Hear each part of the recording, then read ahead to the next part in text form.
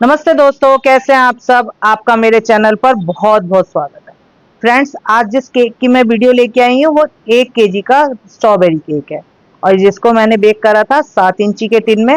और ये केक मैंने बनाया था एक बेटी के लिए। बहुत स्पेशल बेटी है वो, क्योंकि भगवान ने भी उसे स्पेशल बना के भेजा है।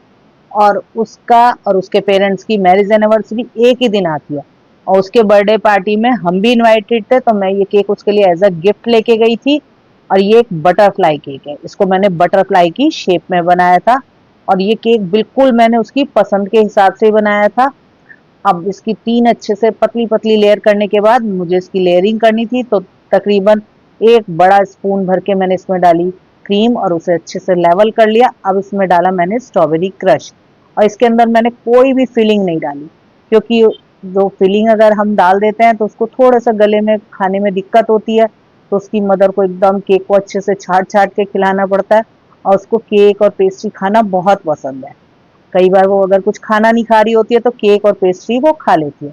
तो इसलिए मैंने केक बिल्कुल उसकी पसंद के हिसाब से बनाया कि उसको अच्छे से वो खा सके। तो बस एक लेयर से दोबारा दूसरी लेयर से कवर करने के बाद मैंने किनारों को बढ़िया तरीके से सील कर दिया। अब इसमें भी मैंने उसी तरह से क्रीम लगाकर और स्ट्रॉबेरी क्रश लगा दिया था। और क्रश लगाने के बाद ऊपर से कर दिया दूसरी लेयर से कवर और इसको भी हल्का हल्का सा मैंने कर दिया सोक पानी से, ऊपर वाली लेयर को भी। और सिंपल पानी से ही मैं सोक करती हूँ, क्योंकि उससे पानी से सोक करने से ये होता है कि मेरा केक ओवर मीठा नहीं होता, बिल्कुल बैलेंस में इसका मीठा रहता है। क्योंकि हमारी क्रीम भी मीठी है, स्पॉन्ज भी मीठा है, क्रश भी मीठा है, तो इसलिए मैं सिंपल पानी से ही सोकिंग करना पसंद करती हूँ।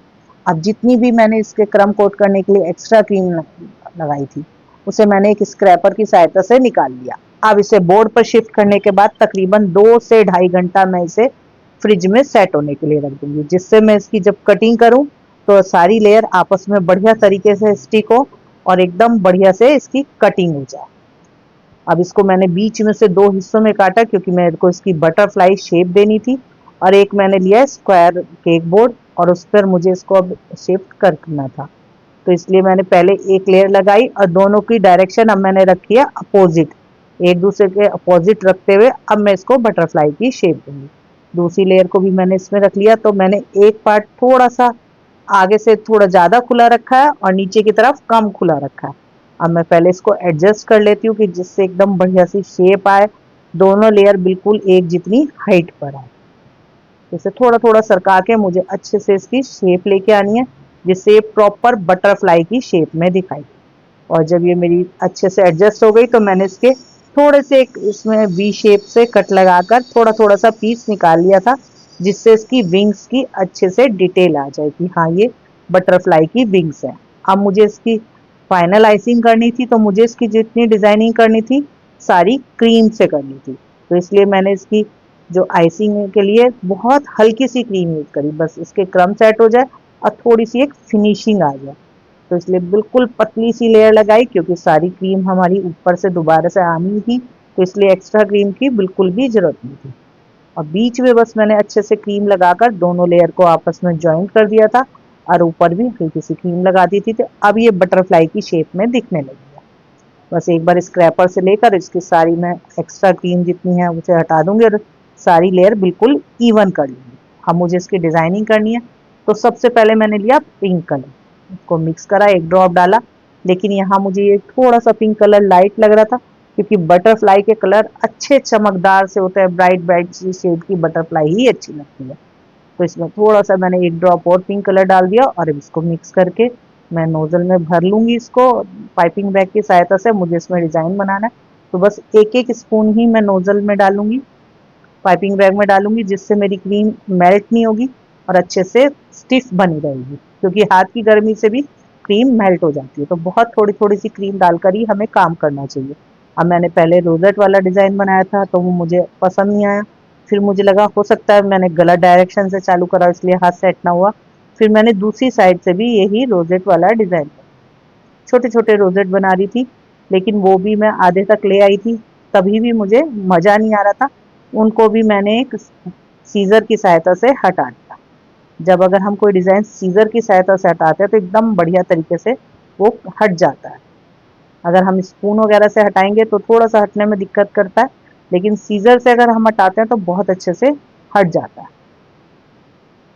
अब बस पाइपिंग बैग को हल्के हल्के से प्रेस करते हुए उसी नोजल के साथ मैंने छोटे छोटे फ्लावर की शेप ली, हल्के हल्के से बस प्रेस करती गई, हटाती गई, से छोटे छोटे से फ्लावर से बन गए। इस तरह से मैंने पूरी एक लेयर को इसको कवर कर लिया था। अब मुझे ऊपर भी रोजेट बनाने थे, तो इसके बटरफ्लाई के 4 हिस्से हो गए, 2 ऊपर वाले विंग्स, 2 नीचे वाले विंग्स। तो दोनों पर मैंने चारों पर एक छोटे छोटे रोजेट बना लिए। अब मुझे दूसरे कलर की से करनी थी इसकी ये लेयर, तो मैंने लिया है टर्किश ब्लू कलर, उसको भी मिक्स करके उसी वाले नोजल के साथ मैंने इसको भर लिया और इसको भी पूरी एक लेयर इसी तरह तैयार कर ली। ऊपर भी ऐसे ही मैंने इसके रोजेट बनाए, थोड़े थोड़े से कहीं कहीं बनाती गई। तो इस तरह से मैंने दूसरी लेयर को भी अच्छे से तैयार कर लिया।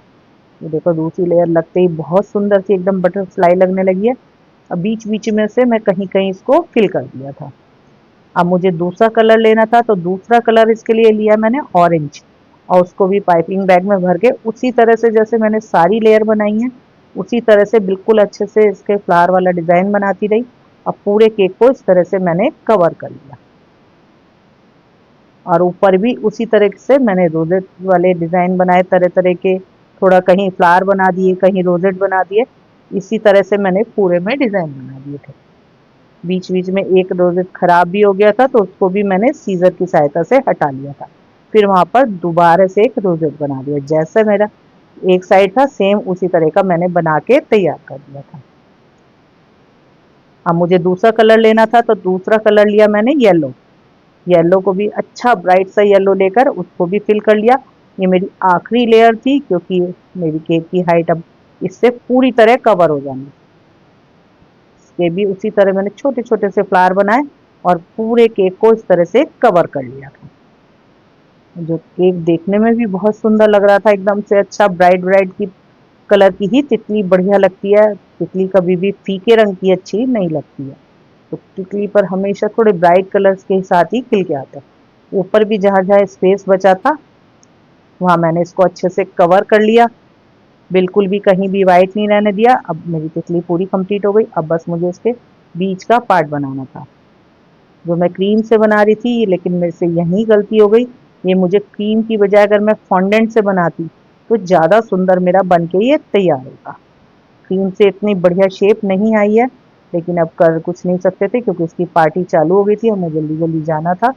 तो बस मैंने जो गनाश होता है उसे थोड़ा सा मेल्ट करके इसकी 2 आईज बनाई, बीच बीच में से ऐसे लाइन डाल दी। अब मैंने चॉकलेट के थोड़े से इसके जो एंटीना होते हैं वो बना के तैयार कर लिए थे, उनको क्या बोलते हैं मेरे को प्रॉपर उसका वर्ड नहीं पता है, तो उसको मैंने तैयार कर लिए थे, चॉकलेट से बना के उसे अच्छे से सेट कर लिए थे। वो भी मैंने इसके में लगा दिए। इस तरह से मेरा केक पूरी तरह कंप्लीट हो गया। मैंने इसमें कोई भी स्प्रिंकलर ऐड नहीं करे, क्योंकि अगर मैं स्प्रिंकलर ऐड करती तो उसको खाने में दिक्कत आती। ये मेरे केक का फाइनल लुक है। आप बताएं आप